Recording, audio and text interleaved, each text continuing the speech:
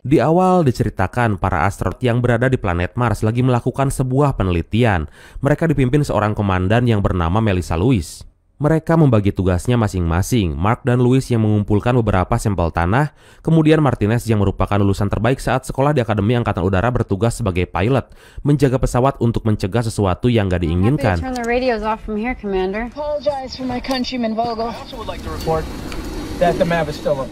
Johansen yang bertugas sebagai ahli komputer menangkap hal yang aneh di radar dan ternyata badai berdiameter 1.200 km menuju mereka. Para kru pun bersiap untuk menghadapinya. Not good.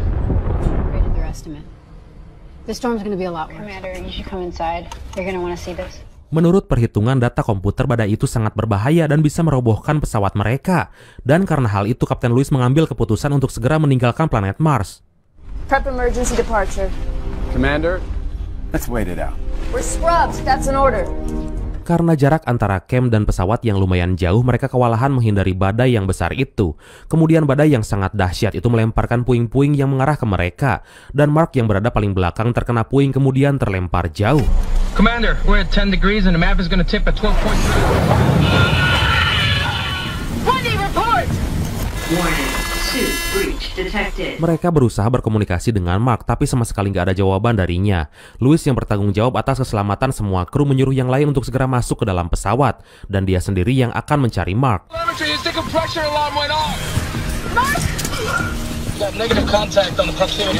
Chris Beck mengatakan bahwa Mark telah mati dan menyarankan Lewis untuk kembali ke pesawat. Dan dengan sangat berat hati, Lewis pun memutuskan untuk menghentikan pencarian Mark karena pesawat yang mereka naiki sebentar lagi akan roboh oleh badai itu. Dan akhirnya pesawat pun meluncur meninggalkan Mars.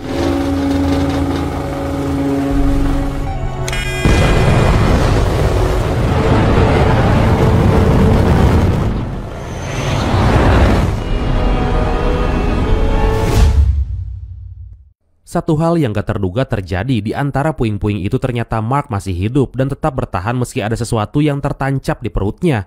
Dia pun berusaha untuk pergi ke camp dan mengobati luka itu dengan peralatan yang ada.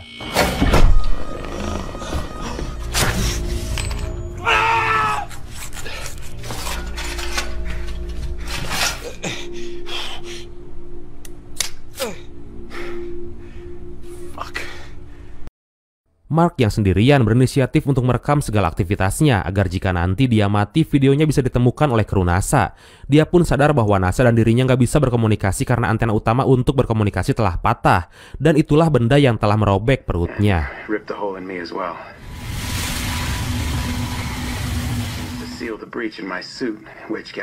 Mark berpikir bagaimana cara agar bisa bertahan di sana sampai bantuan datang, karena stok makanan yang ada hanya bisa cukup untuk waktu 13 bulan, dan NASA biasanya kembali ke Mars dalam kurun waktu setiap 4 tahun lamanya. Itu berarti dia harus berpikir bagaimana caranya menambah stok makanan untuk 3 tahun, dan kemudian dia berniat melakukan sebuah hal yang sangat edun, yaitu membuat kebun kentang dalam camp alias berkebun di Mars, karena faktanya dia adalah seorang ahli botani. 36. Sweet and sour. I'm a botanist. Botani adalah ilmu yang mempelajari tentang tumbuh-tumbuhan, alga, dan jamur. Dengan demikian, dalam botani dipelajari semua disiplin ilmu biologi seperti genetika, pertumbuhan, dan perkembangan interaksi dengan komponen biotik dan abiotik. Jadi intinya Mark akan menumbuhkan kentang di tanah Mars untuk pertama kalinya. Wow!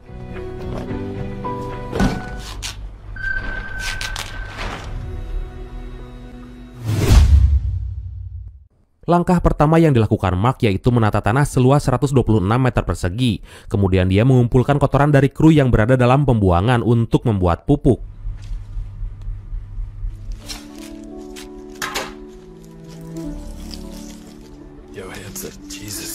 Tanah itu sangat kering, tapi Mark menemukan solusi agar tanah itu tetap basah. Dia membuat uap yang dihasilkan dari hidrogen, oksigen, dan sedikit api serta hidrazin, agar air cadangan untuknya nggak akan terbuang dengan percuma. NASA hates fire.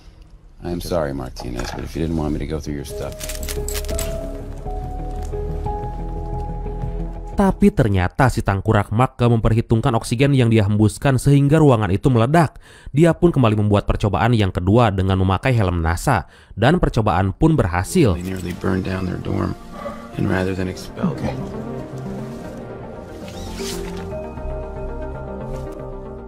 Tanah Mars yang semula kering sekarang menjadi basah karena uap yang dihasilkan dari oksigen dan hidrogen itu. Dan singkat cerita, tunas baru muncul menandakan bahwa Mark adalah orang yang sangat ahli. Core of the core alias intinya inti pokoknya mah lah, Edun.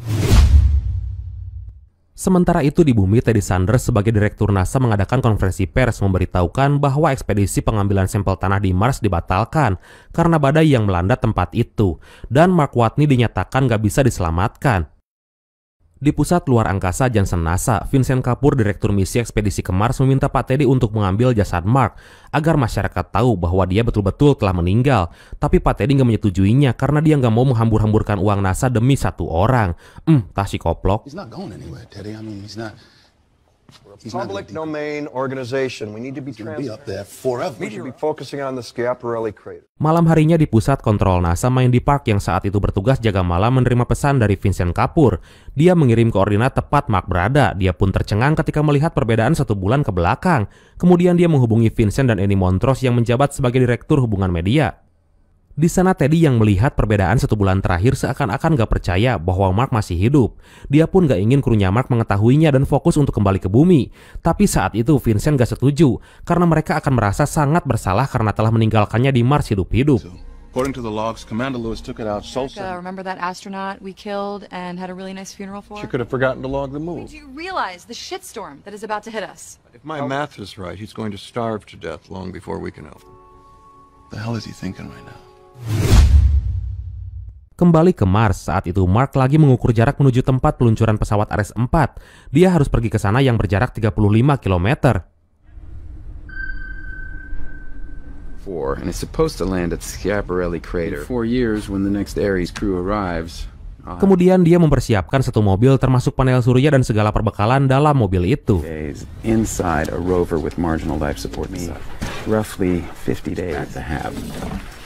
That's problem B. Is this journey is going to take me.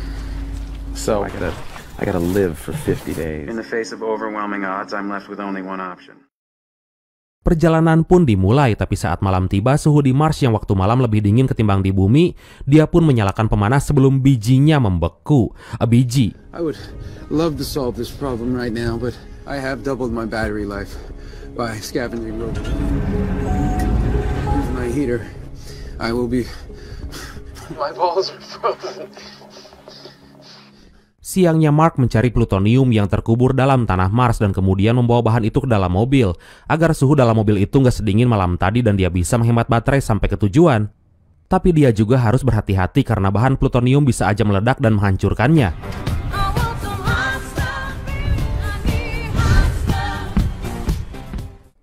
Sebelum Mark sampai ke tempat peluncuran Ares 4, dia mencari sesuatu yang terkubur dalam tanah. Ternyata dia mencari alat yang bernama Pathfinder. Sejenis alat komunikasi yang bersinyal telemetri yang dapat mengirim foto 32 menit dari Mars ke bumi atau sebaliknya. Vincent yang udah tahu maksud dari Mark langsung menghubungi Bruce yang saat itu punya alat yang sama yaitu Pathfinder. Dia pun segera menyalakan alat itu. Dan tiba-tiba Mark yang saat itu menunggu jawaban akhirnya terkoneksi dengan Vincent di bumi.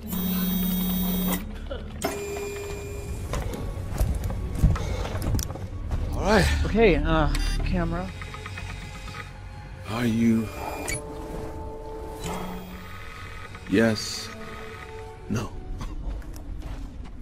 Yes! Malamnya Mark berpikir untuk bisa berkomunikasi dan mengirimkan pesan kepada Vincent di bumi berupa huruf alfabet dengan bantuan heksadesimal. Heksadesimal adalah sistem bilangan yang menggunakan 16 simbol dengan urutan angka 0 sampai 9 dan dari A sampai F. Artinya mereka bisa berkomunikasi dengan bilangan heksadesimal ini. I give you super nerd Beth Johansen, her personal laptop. Seriously, to talk about loneliness. Paginya dia membuat lingkaran seperti pola yang tergambar di laptop Johansen dan Vincent yang sigap mengirimkan pesan ke Mark menanyakan kabarnya.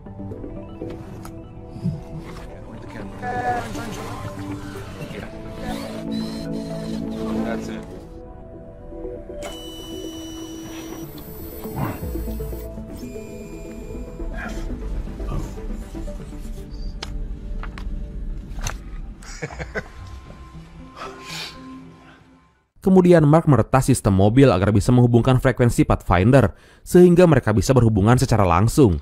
This is Vincent Kapoor. The whole world is rooting for you.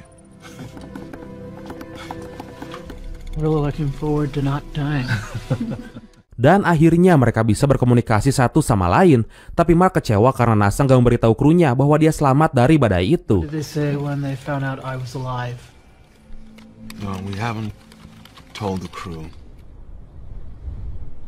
What the F word? F word in germ form. Please watch your language. Sementara itu di pesawat antariksa bernama Hermes, krunya Mark yang lagi menuju bumi berkumpul untuk melihat video yang dikirim oleh NASA. Mitch Henderson menyampaikan berita bahwa Mark masih hidup dan berita itu udah ada 2 bulan lamanya. Louis yang saat itu menjadi komandan merasa sangat bersalah karena telah meninggalkannya. I left him behind. We all live together. You were following orders. Kabar baiknya kebun milik Mark tumbuh dengan subur yang menandakan bahwa dia bisa bertahan hidup selama 4 tahun dengan cadangan makanan yang gak terhingga. Dia pun bangga bahwa dia menjadi satu-satunya orang yang bisa menanam kentang di tanah Mars. They say that once you grow crops somewhere, you've officially... Look, I mean, I don't mean to sound arrogant or anything. In your face, Neil Armstrong. Ever since I'm on my place to harbor you and me. Hingga suatu ketika, Mark pergi keluar camp dengan tujuan membereskan alat-alat. Tapi saat Mark kembali masuk ke dalam camp itu, tiba-tiba...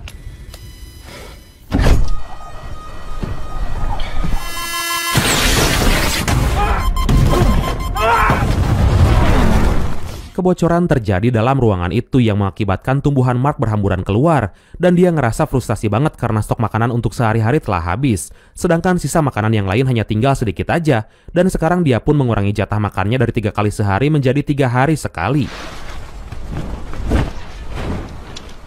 Now eating one of these every 3 days. Vincent dan tim NASA mengetahui hal itu, yang berarti mereka harus merubah waktu perjalanan. Bruce dan timnya dipaksa untuk membuat pesawat antariksa selama 10 hari untuk tes dan pemeriksaan.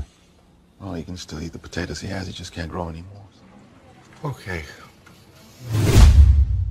4 minggu berlalu, di lab tenaga pendorong jet bernama Proyek Iris Probe lagi melakukan persiapan mengisi perbekalan, yang nantinya akan dibawa oleh para kru di pesawat Hermes. Roger that. Flight, beginning launch status check.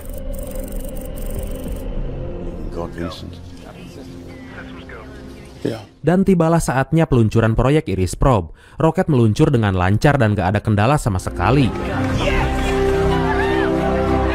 Tapi kemudian tiba-tiba roket berubah arah dan...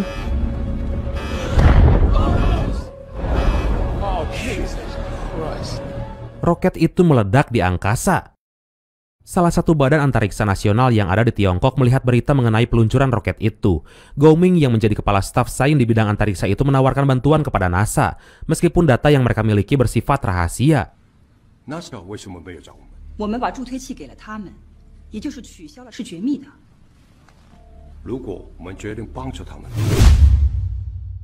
Kemudian NASA dan Tiongkok bertemu untuk bekerja sama menyelamatkan Mark meskipun waktu yang akan ditempuh oleh para kru di pesawat Hermes sangat lama, yaitu 533 hari menuju Mars.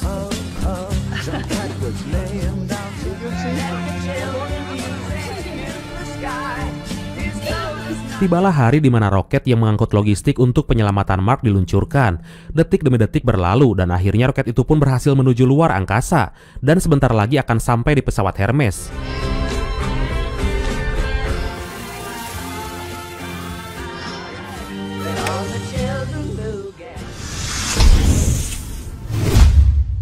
Tujuh bulan kemudian, Mark yang terlihat kurus kering karena kurang gizi lagi melakukan rutinitas seperti biasa, memasang panel surya untuk mengisi daya, dan kemudian dia menuju ke pesawat Ares 4 yang jauh dari campnya.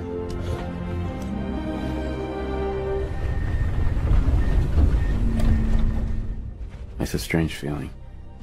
I'm the first person to be alone on an entire planet. 4.5 billion years. Nobody.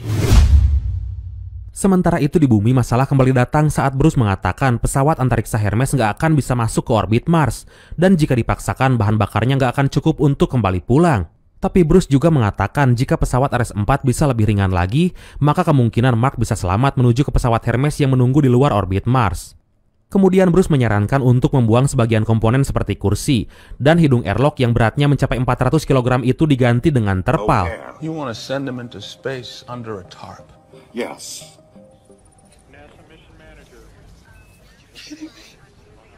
Yeah, it could be the first way. Mark yang telah sampai di Ares 4 kemudian menjalankan apa yang diperintahkan oleh Bruce.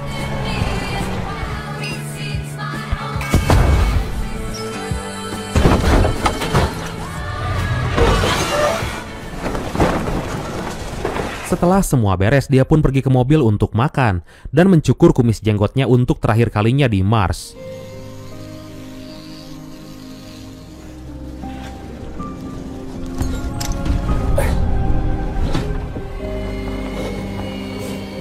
Mark telah bersiap untuk lepas landas dan berkomunikasi dengan komandannya.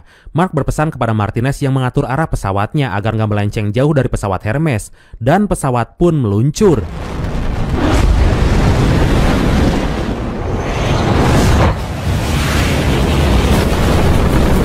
Velocity 741 meters per second.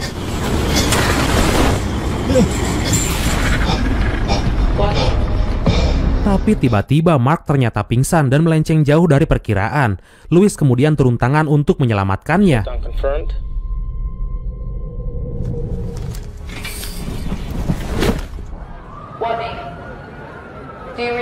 Akhirnya Mark sadar dan dia terombang-ambing di orbit Mars. Dia pun punya ide untuk membuat lubang di sarung tangan customnya agar dia bisa menggunakan hembusan udara sebagai pendorongnya untuk sampai ke pesawat Hermes.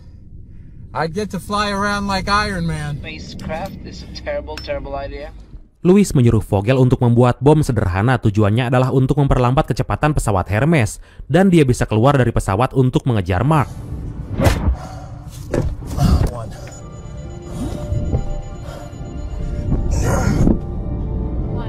Activating panel 41. Commander, Distance is too far. Akhirnya pesawat Hermes berhasil mengurangi kecepatannya. Louis langsung turun tangan keluar dari pesawat memakai peralatan untuk menjemput Mark, yang saat itu berusaha keluar dari pesawatnya dengan cara menyobek sarung tangan customnya. Dan kemudian... I can't get to you, Mark. You're too far.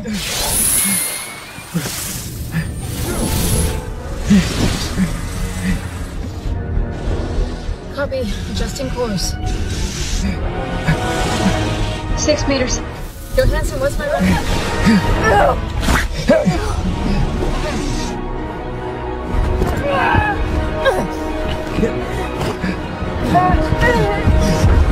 Akhirnya Mark Watney bisa diselamatkan dan akan pulang ke bumi dengan perasaan haru. Dan masyarakat pun bergembira merayakan keberhasilan NASA atas perjuangannya.